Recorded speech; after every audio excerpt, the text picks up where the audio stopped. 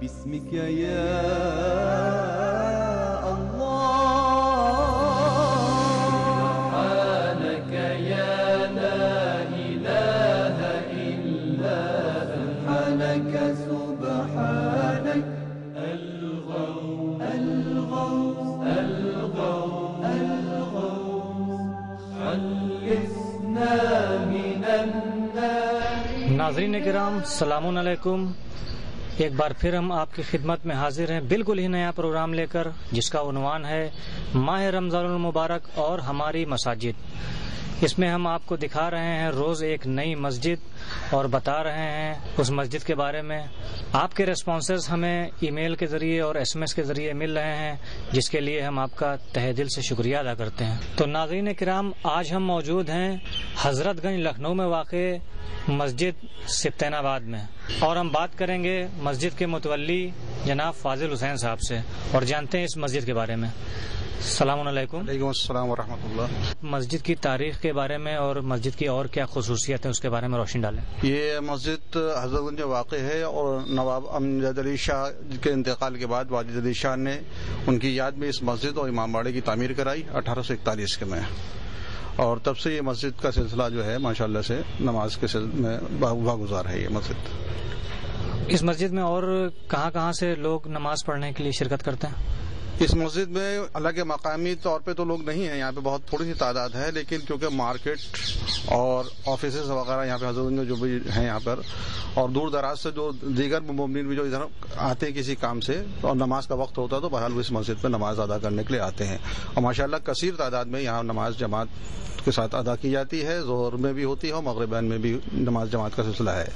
اور رمضان میں بالخصوص بہت کثیر تعداد میں قریب 300 نمازیوں کی کثرت یہاں پر روز ہوتی ہے. یہاں پر اور روزہ افطار کا انتظامات وغیرہ؟ روزہ افطار کا انتظام جو ہے مختلف مومنین اپنی الگ الگ تاریخوں پہ جو ان کی تعین ہے اس کے حساب سے وہ کرتے ہیں اپنی تاریخوں پہ.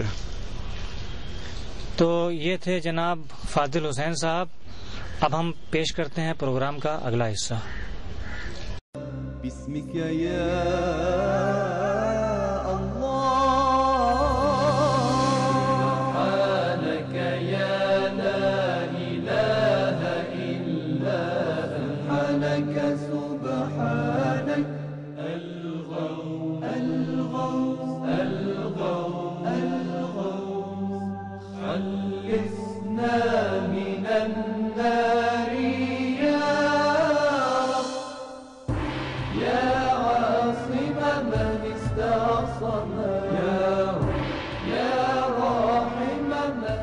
جناب آپ اس مسجد میں کب سے نماز پڑھنے آ رہے ہیں؟ میں تقریباً یہاں پہ 30 سال سے نماز پڑھ رہا ہوں گا. میں بچپن سے اپنے والدین کے ساتھ ہوں, والد کے ساتھ چچا کے ساتھ یہاں پہ نماز پڑھنے آ رہا ہوں. یہ مسجد میرے گھر کے پاس بھی ہے اور بچپن سے یہاں آ رہا ہوں تو اس لیے کچھ خصوصی دلی لگاؤ بھی ہے اس وجہ سے. اس لیے یہاں پہ اس مسجد میں بہت دور دور سے لوگ آتے ہیں گے, خاص طور سے جو مارکیٹ میں اپنے بزنس کر رہے ہیں یا سروس کر رہے ہیں وہ سب یہاں پہ نماز پڑھنے کے لیے آتے ہیں. السلام علیکم. وعلیکم السلام. جناب آپ کا اسم گرامی؟ سید ظفر اقبال. آپ یہاں کب سے اس مسجد میں نماز پڑھنے آ رہے ہیں؟ اس مسجد پہ تو میں 5-6 سال سے نماز پڑھ رہا ہوں اور دراصل میرا یہیں بزنس ہے, نازا مارکیٹ میں کمپیوٹر کی شاپ ہے میری, تو اسی وجہ سے یہاں ظہرین کی نماز اور مغرب کی نماز میں ہم لوگ کا روز آنا ہوتا ہے. مسجد میں ہر شب جمعہ حدیث قصہ ہوتی ہے, دعائے کمیل ہوتی ہے اور اس کے بعد ایک مختصر سی مجلس ہوتی ہے. باقی ولادت اور شہادت کے موقع پر نظر و نیاز بھی ہوتا ہے اور مجالس کا اہتمام کیا جاتا رہتا ہے. درس قرآن سے متعلق یہ ہے کہ جو مولانا جماعت پڑھاتے ہیں اور اس سے افطار سے 15 یا 20 منٹ قبل ایک درس قرآن یا جو مومنین کے سوالات ہوتے ہیں ان سب کے جوابات دیے جاتے ہیں. وہ مسئلے مسائل ماہ رمضان کے جتنے بھی ہوتے ہیں وہ بیان کیے جاتے ہیں اور ان کے جوابات دیے جاتے ہیں. السلام علیکم. وعلیکم السلام. جناب آپ کا اسم گرامی؟ سید ماہر حسین مجھے کہتے ہیں. آپ یہاں اس مسجد میں کب سے تشریف لا رہے ہیں؟ لگ بھگ 15 سال ہو گئے. نماز کا یہاں سلسلہ ہمیشہ سے ہی رہا ہے، رمضان میں بھی، اور یہاں پہ ہمارے فاضل بھائی جو ہیں ان کی بہت زیادہ خدمات رہتی ہیں، جس کی وجہ سے ہم لوگ بہت ہی زیادہ سہولیتیں جو ہم لوگ کو مل سکتی ہیں وہ ان سے مل جاتی ہے. یہاں پہ تقریباً لکھنؤ کے سبھی ایریوں سے آتے ہیں، کیونکہ یہاں پہ آفس کے ہی لوگ آتے ہیں. زیادہ تر لوگ جو آفس قریب ہے ان کے لوگ ہی یہاں پہ آتے ہیں. آپ کا اس پروگرام میں آنے کے لیے بہت بہت شکریہ. تو ناظرین، ہم پیش کرتے ہیں پروگرام کا اگلا حصہ. بسمك يا الله سبحانك يا لا إله إلا سبحانك سبحانك الغوث الغوث الغوث الغوث خلصنا من النار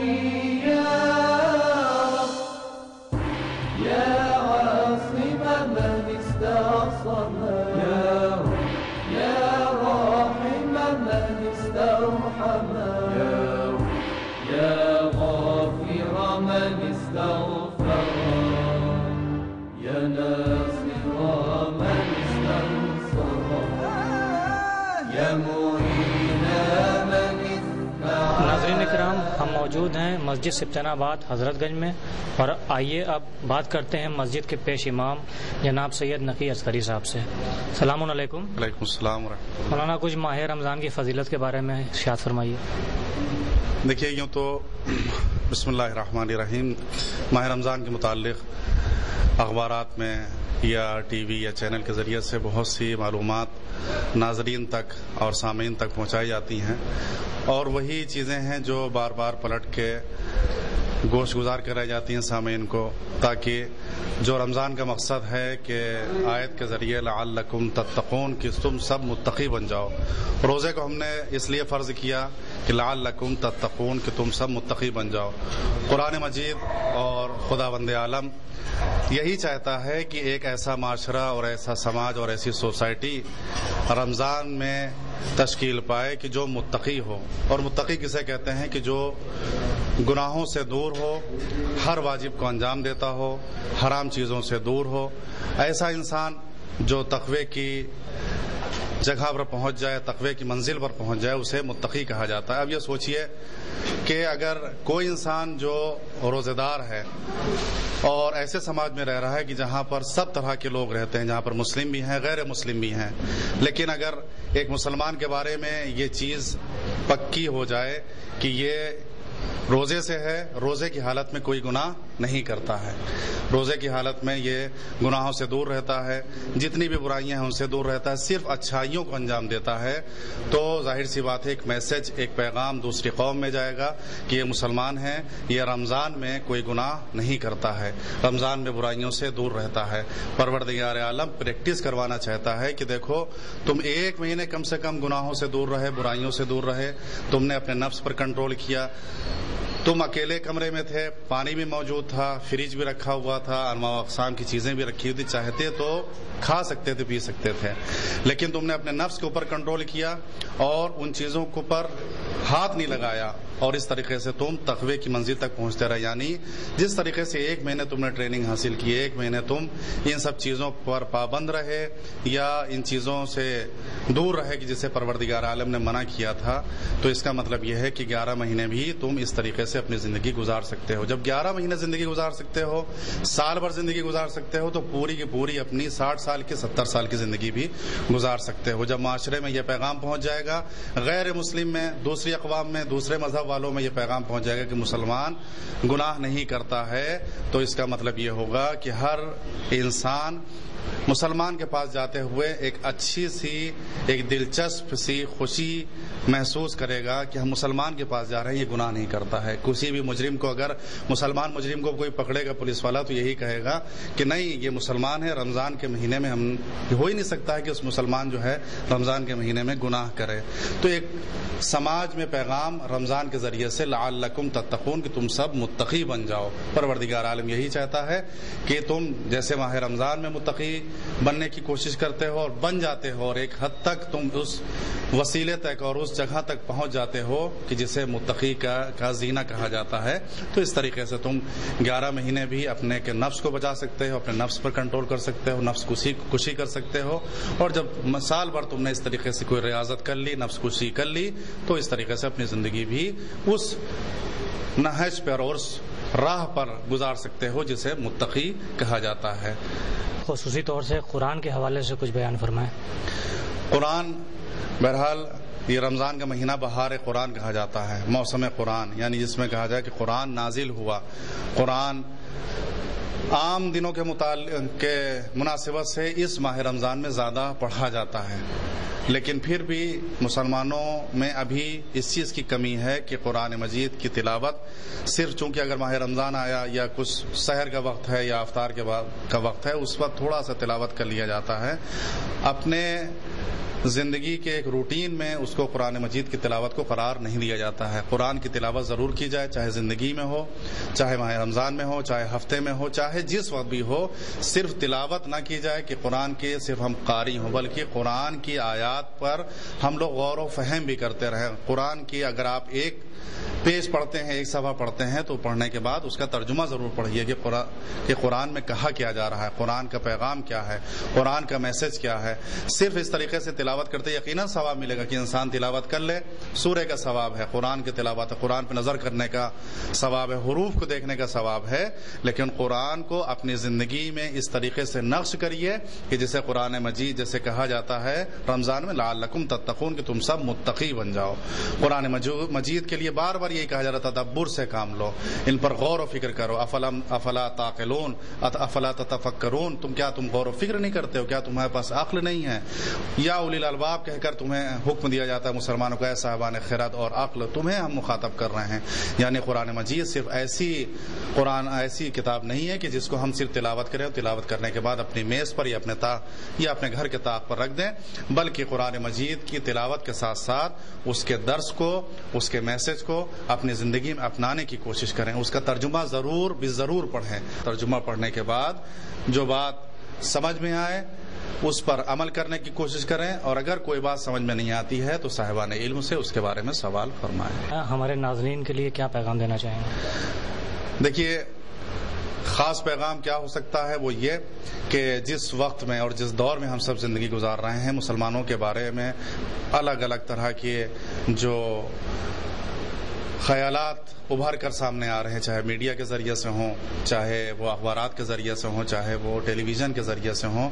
مسلمان کو کس طریقے سے بدنام کیا جا رہا ہے، مسلمانوں کی چھاپ اور مسلمانوں کا جو دنیا کے سامنے جو شکل و دنیا صورت پیش کی جا رہی ہے مسلمانوں کی، وہ اس طریقے سے کہ مسلمان ایک ایسی قوم ہے کہ جسے کہا جاتا ہے کہ وہ صرف مارنا، کاٹنا، جنگ و جدال اور خونریزی جانتی ہے. جو اسلام کی اصلی شکل اور صورت ہے اس کو دنیا کے سامنے پیش کریں کہ ہمارا اسلام وہ ہے کہ جو محمدی اسلام ہے، جس رسول کا مشن یہ تھا کہ وہ دشمنوں کے لیے اپنی آبا کو بچھا دیا کرتا تھا. وہ اسلام نہیں ہے جو اسلام آج ہمارے سامنے پیش کیا جا رہا ہے. وہ اسلام کی بگڑی ہوئی شکل و صورت ہے جو دنیا میں دکھائی جا رہی ہے. تو ایسے ماحول میں خاص طور سے نوجوانوں کے بعد سے میں یہ کہنا چاہوں گا کہ جس جگہ پر وہ جاتے ہیں اپنے کالجز میں یا اپنے یونیورسٹی میں، جہاں پر بھی پڑھنے کے لیے جاتے ہیں، وہاں پر ان سے طرح طرح کے سوالات ہوتے ہیں. تو کبھی مسلمان کے ذریعے سے کبھی ان کو کوئی پکچر یا فوٹو دکھلایا جائے گا، دیکھو یہاں پر ایک پردہ نشین خاتون بیٹھی ہوئی ہے، اس کو گولی سے مارا جا رہا ہے، یہ دیکھو اس طریقے سے اس کو بٹھایا گیا، اس کے اوپر یہ جرم تھا اور اس کو فوراً گولی مار دی گئی. یا تمہارے مسلمانوں میں ایسا ہوتا ہے یا تمہارے یہاں سے مسلمانوں میں ہوتا ہے. تو اس کا صاف صاف جواب یہ ہے کہ جواب دینے سے زیادہ اپنے عمل کو اور اپنے کریکٹر کو ایسا سنبھالیں کہ انسان اس کے اوپر آپ کے اوپر کوئی حملہ نہ کر سکے. اگر آپ سے کوئی کسی چیز کے بارے میں کہتا ہے تو آپ اس کا جواب دے سکے اپنے کردار کے ذریعے سے، اپنے کریکٹر کے ذریعے سے. بتائیے کہ ہمارے جو رسول تھے وہ یہ پیغام لے کر آئے تھے، امن و شانتی کا پیغام لے کر آئے تھے، صلح و صفائی کا پیغام لے کر آئے تھے، اور اس کے بعد ہمارے رسول نے جن کے حوالے یہ اسلام کیا تھا ائمہ کرام کے پاس، وہ خود قتل ہوتے رہے، تاریخ میں زہر کے گھونٹ پیتے رہے، لیکن کبھی ایسا موقع نہیں آیا کہ انہوں نے کسی پر ظلم کیا ہو، کسی پر ستم کیا ہو. ماہ رمضان میں دھیرے دھیرے اپنے سنبھالنے کی کوشش کریے, سنوارنے کی کوشش کریے, تاکہ ایک سماج میں اور سوسائٹی میں ایک پیغام ایسا جائے کہ مسلمان یہ ہوتا ہے حقیقی معنوں میں, اور اصلی مسلمان یہ ہے جس کو ہم دیکھ رہے ہیں. مولانا بہت بہت شکریہ آپ کا قیمتی وقت دینے کے لیے, ہم آپ کا شکر ادا کرتے ہیں. تو یہ تھے مولانا سید عسکری صاحب جن سے ہم استفادہ کر رہے تھے. آج کا پروگرام ہمارا یہیں پر ختم ہوتا ہے. کل ہم پھر ایک نئی مسجد میں ملاقات کریں گے. اپنے رسپانسز ہمیں بھیجنا نہ بھولیں. ہمارا ای میل ایڈریس ہے wintv2@gmail.com, اور ہم کو آپ SMS بھی کر سکتے ہیں 9956954341 پر. تب تک کے لیے خدا حافظ. One T V Lucknow. باسمك يا